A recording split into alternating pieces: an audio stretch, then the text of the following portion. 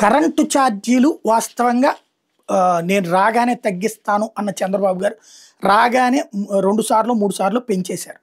బిల్లులు షాక్ ఇచ్చినాయి. పబ్లిక్ గగ్గోలెత్తిపోయారు.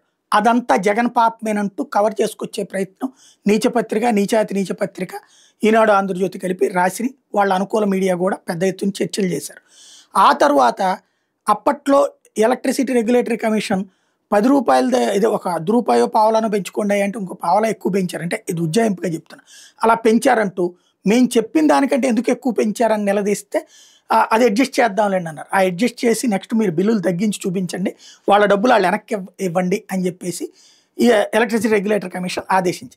దాంతో సచ్చినట్టు ధరలు తగ్గించారు. అయితే దాన్ని ఎలా ప్రచారం చేశారు?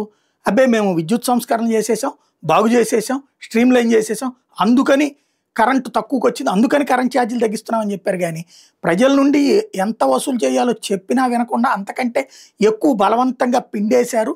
అది ఎలక్ట్రిసిటీ రెగ్యులేటరీ కమిషన్ గుర్తించడం వలన అది వెనక్కిచ్చేయండి అని చెప్తే తగ్గించారు బిల్లుల్లో అన్నటువంటి నిజాన్ని సమాధి చేసి చేతుల్లో ఉన్న ప్రింటు, ఎలక్ట్రానిక్, సోషల్ మీడియా, అలాగే మౌత్ పబ్లిసిటీ స్వయంగా చంద్రబాబు గారి నోటితోనే మాట్లాడేసి అబద్ధాన్ని నిజమని నమ్మించే ప్రయత్నం చేశారు. ఇప్పుడు అసలు పరీక్ష మళ్ళీ 12,771 కోట్ల రూపాయల విద్యుత్ ఛార్జీలు పెంచడానికి ఎలక్ట్రిసిటీ రెగ్యులేటరీ కమిషన్ ప్రపోజల్స్ విద్యుత్ శాఖలు ఇచ్చినాయి.